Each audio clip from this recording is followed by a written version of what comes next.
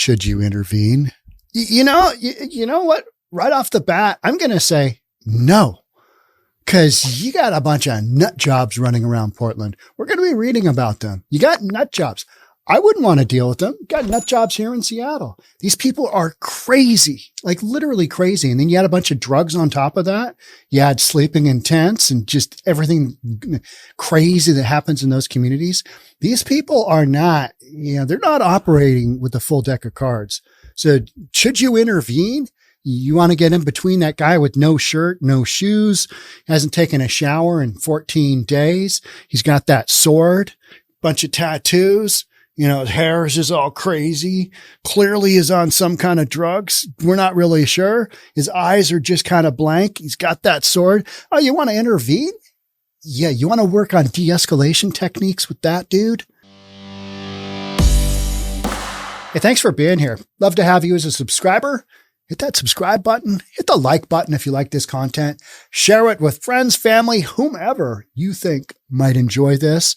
Also, don't forget to check out our reasonabletv.com. That's our members only section. Dropping an additional 2 podcasts there a week on topics that we can't host other places, if you know what I mean. Thanks in advance.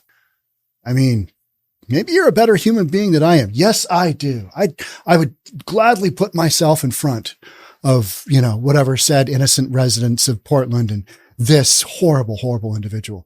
I would say, honestly, you know what I'm going to say? I'm probably going to run back to my car and hop in and lock it. Yeah, that's what I do. Brutal reality. You want to say, oh yeah, I just put that guy in a beat down. I put him in a headlock and just, kind of go, just start, really go for it. Hell no. These people are crazy. You don't know what they're going to do. You have no idea what they're going to do.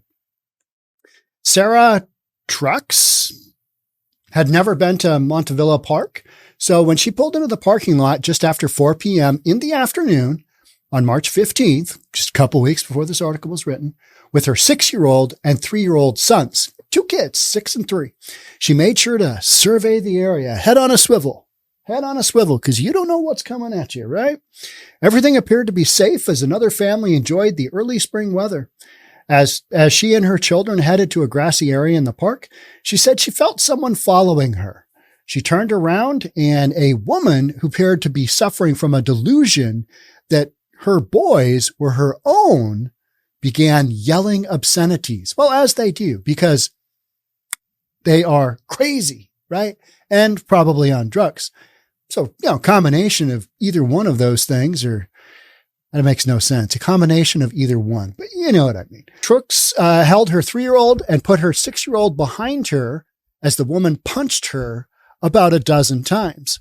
When she called for help to the nearby family, they did not intervene and left the area because they were scared crapless of what was going to happen with said nutty, crazy lady who's already going after somebody else, punching them. You want to get punched too? Everybody thinks that when shit hits the fan, that they're going to be the big hero. The reality is you're probably going to, hey, don't say anything. Let's just try and get the F out of here.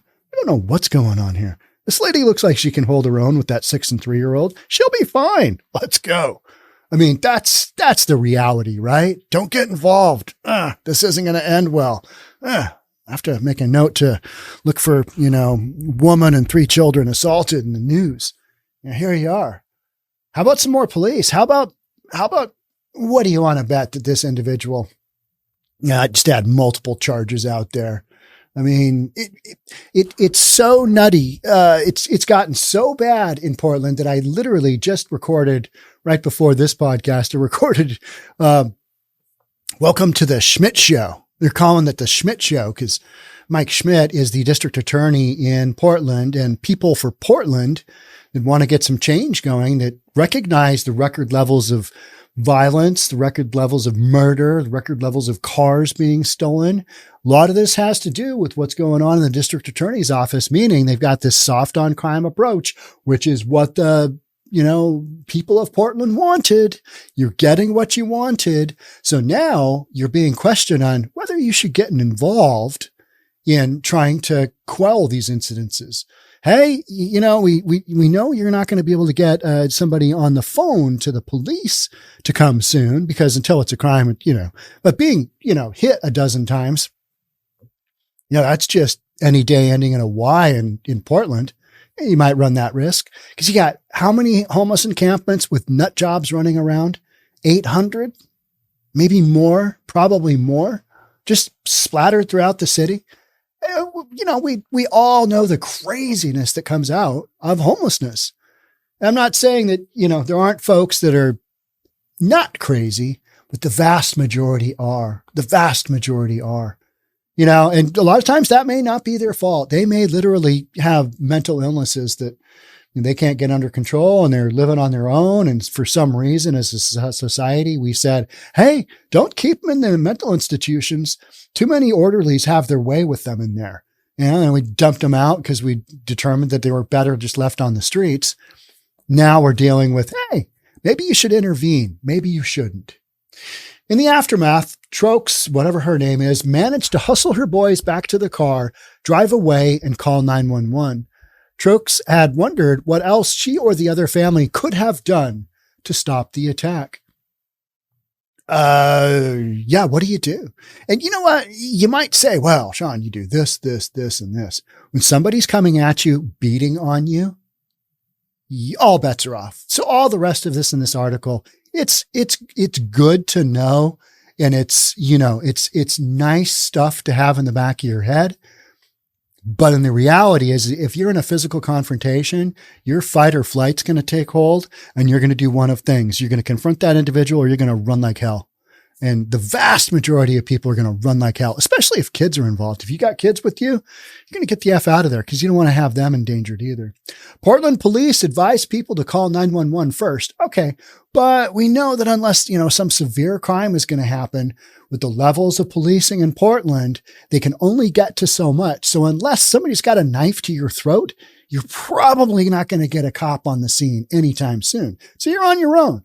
And that's because you defunded the police and you took a crap on policing. And Portland, this is what you get. But as the Bureau deals with low staffing, they don't always come to the scene. In the absence of immediate police response, numerous organizations teach bystanders how they can safely intervene. Have you been to Portland lately? Safely intervene. This is, there's always that meme. It's a funny meme. And it's two cops kind of just, smirking like this. And they're like, yeah, I want to see what happens with the social worker when he tries to take on the 6'6" dude who's 265 pounds, naked, covered in his own poop with a hard on and a, knife in his hand. Let's see how the social worker takes care of that. And the two cops are kind of going like this. And it's so true because safely intervene. Who wants to intervene with this? This isn't the citizens are not, this isn't their job, but they're being put in harm's way because you don't have enough policing in Portland to keep the city safe. Period. End stop. Not that hard to figure out, right? All right. So we're going to get into it. We're going to make fun of it. We got the 5 Ds. All right. Portland saw a demand for bystander intervention training in the wake of the 2017 Max train attack that left 2 people dead and a third person wounded after they helped 2 teens who were being harassed by an extremist. While the city has offered free personal safety training in the past, it hasn't partnered with local advocacy groups to provide direct intervention resources since 2021. Well, because they got their hands full and you don't have enough cops in general to do anything with the city.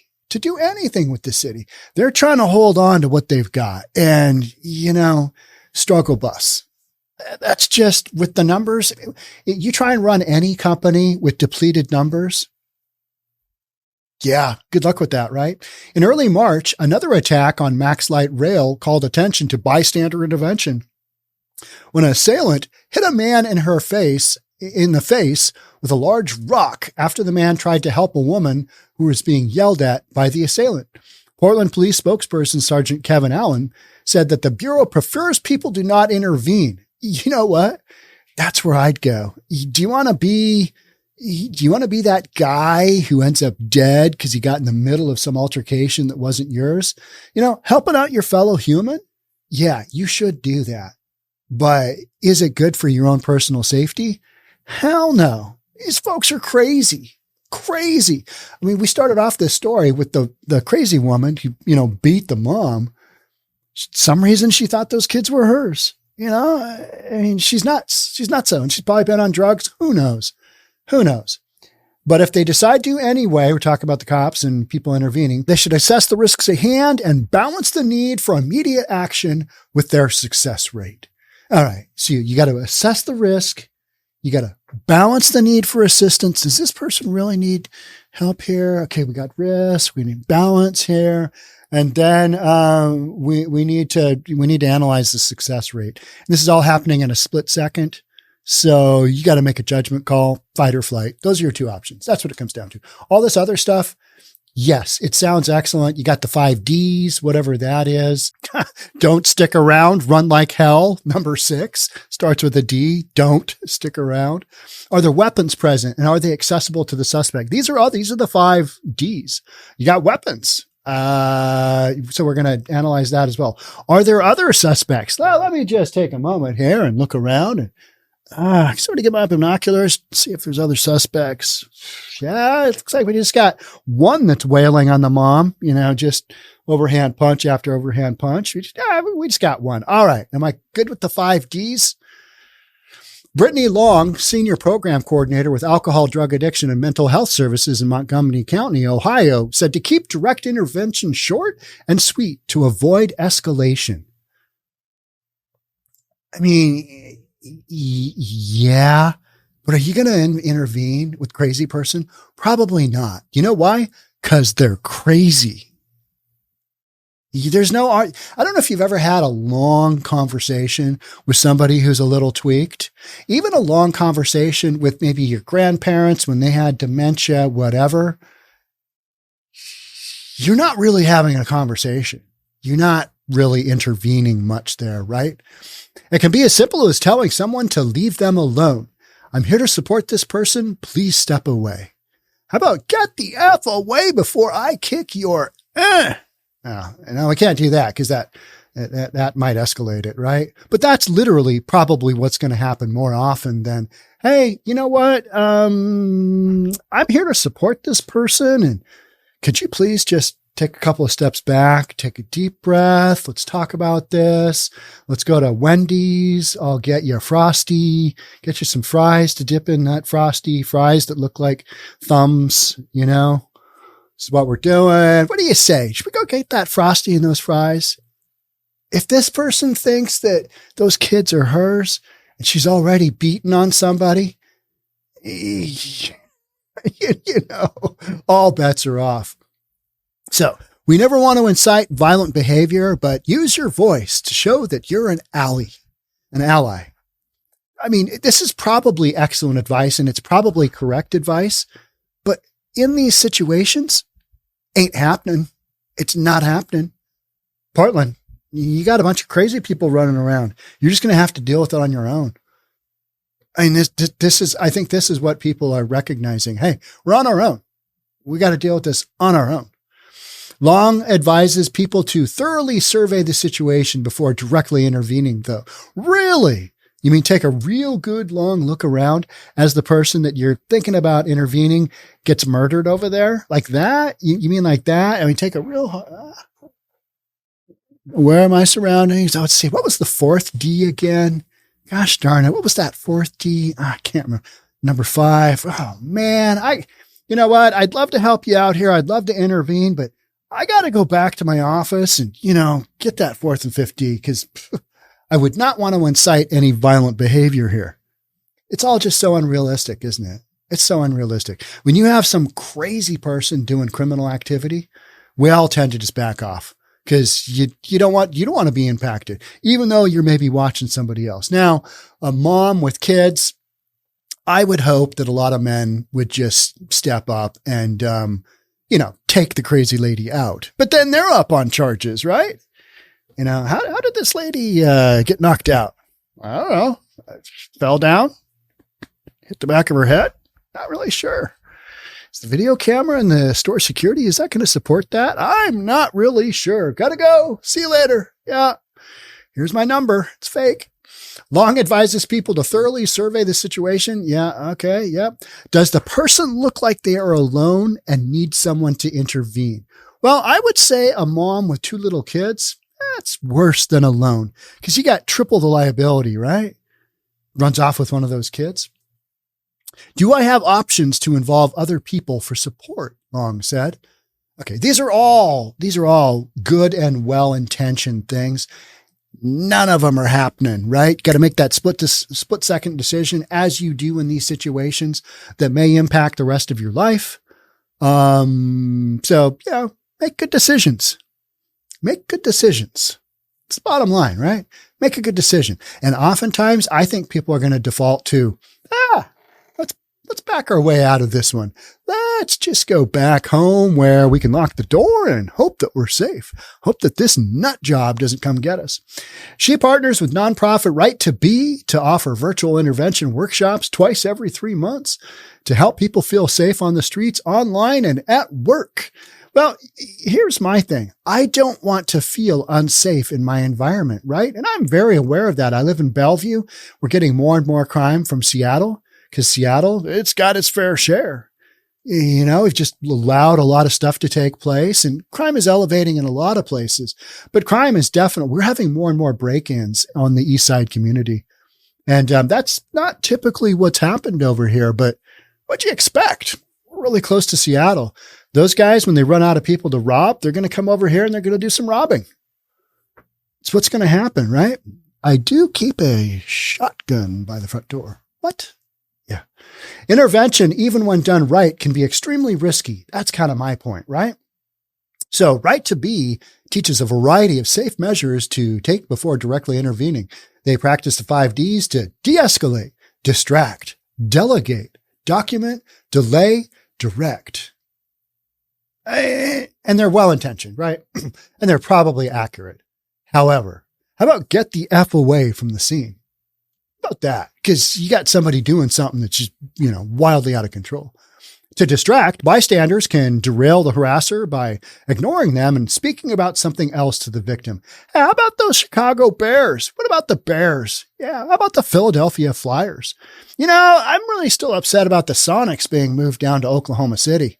Meanwhile, the crazy person is just, just a dozen overhand blows to the mom trying to fend off her 3-year-old from getting assaulted or getting taken by the nut job.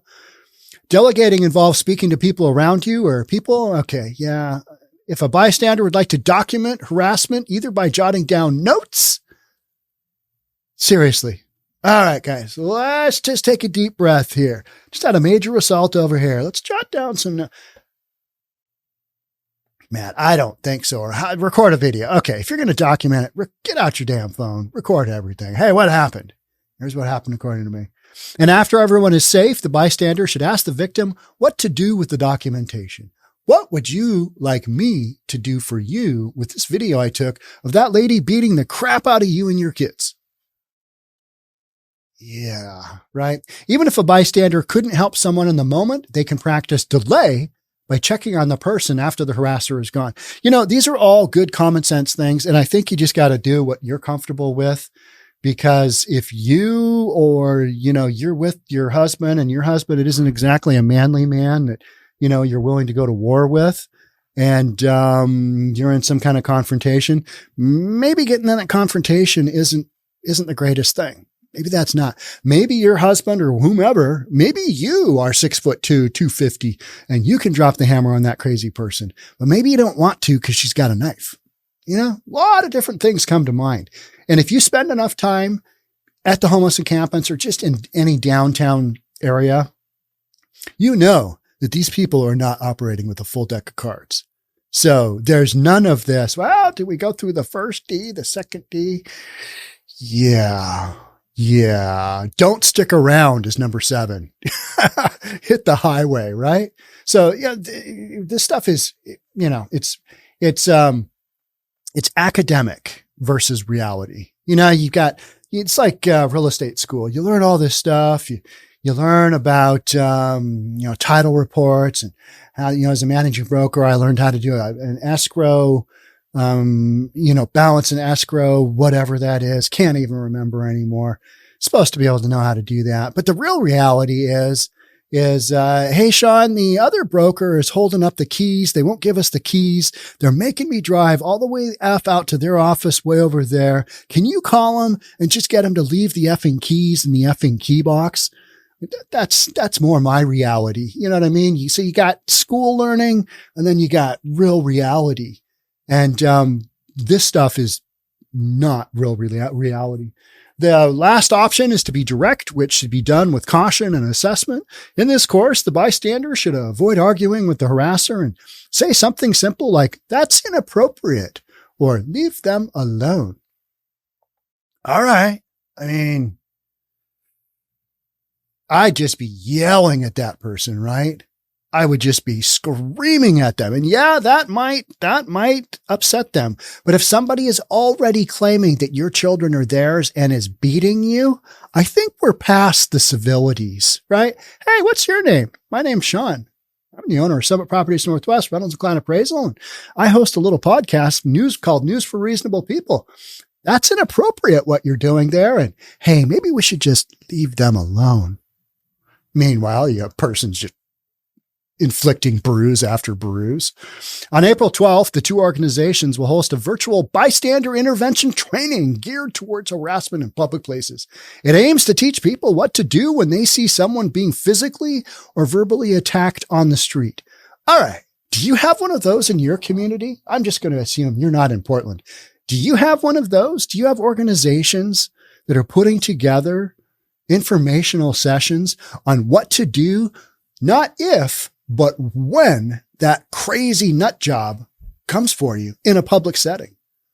Maybe it's in your home. How many videos have I shown about, crazy homeless people walking into somebody's house, trying to break into somebody's house?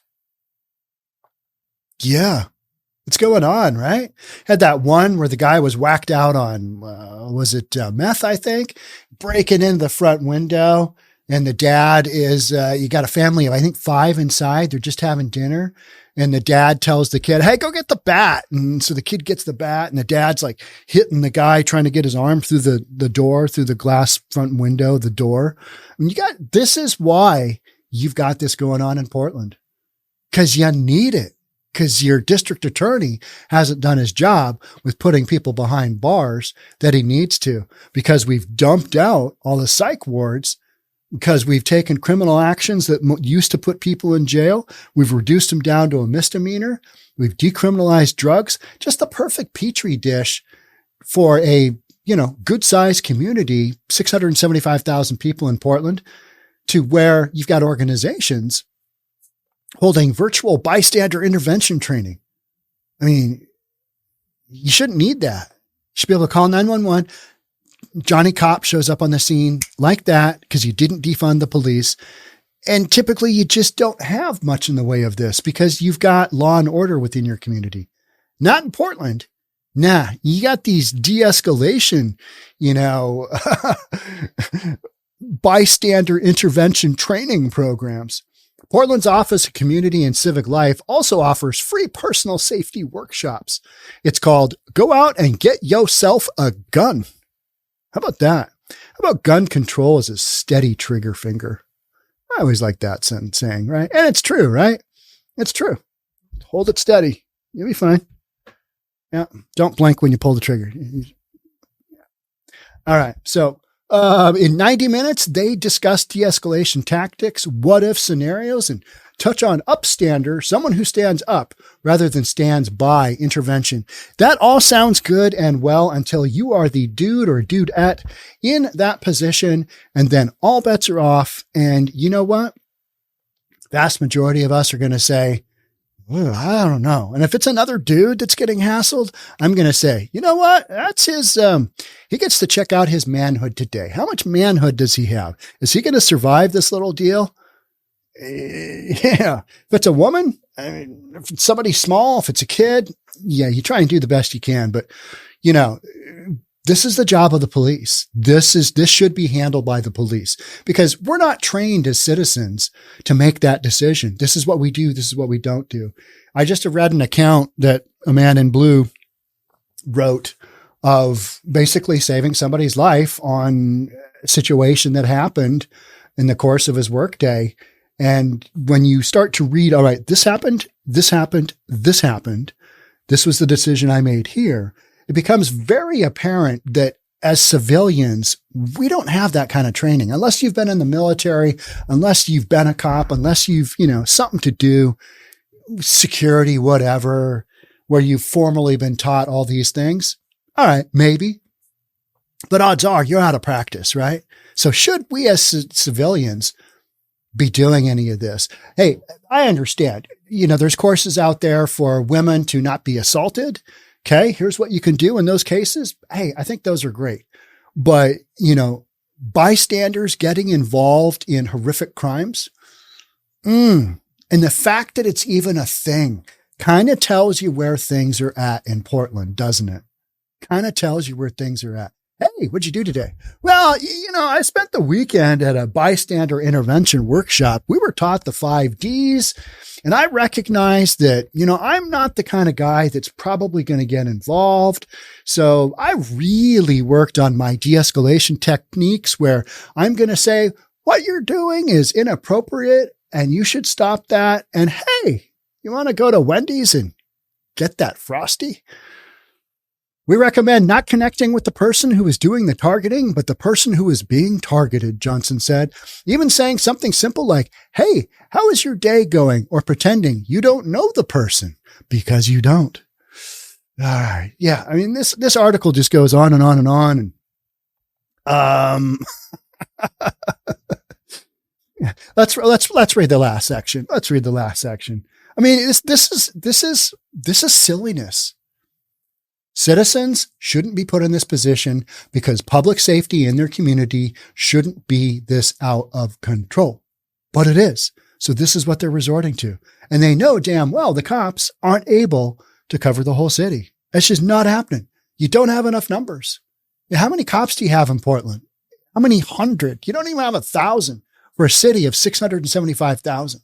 And you got all kinds of shenanigans going on. You got street racing, you got murders, you got shootings, record levels of them. So this is the end result, right? This is the end result here. You got a district attorney that who knows what that guy's doing. I mean, he's not prosecuting criminals, even though he claims he is.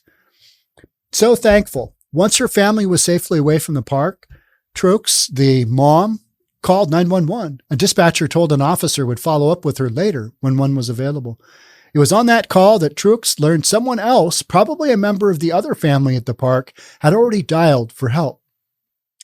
That's my first thought. Is just get on 911, call 911 and hang back. You want to be Johnny Cowboy? Okay. All right.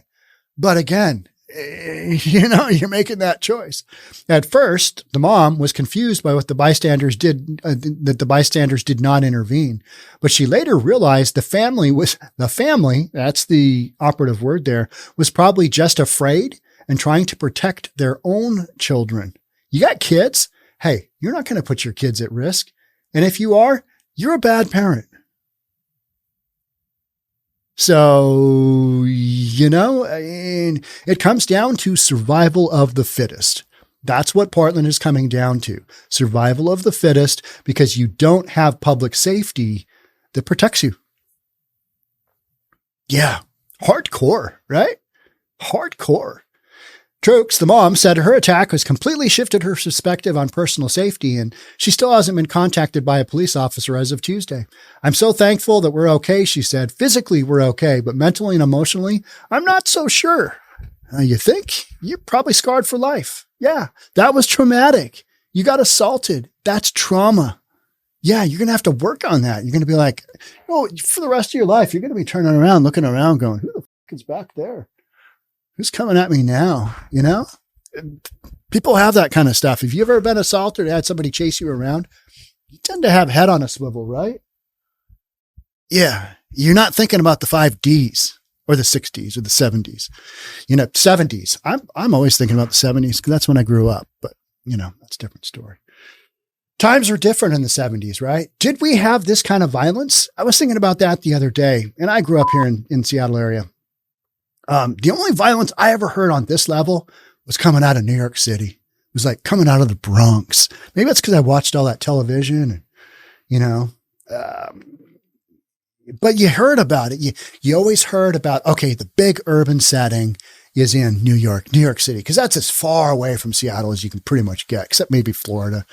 And, you know, crazy stuff.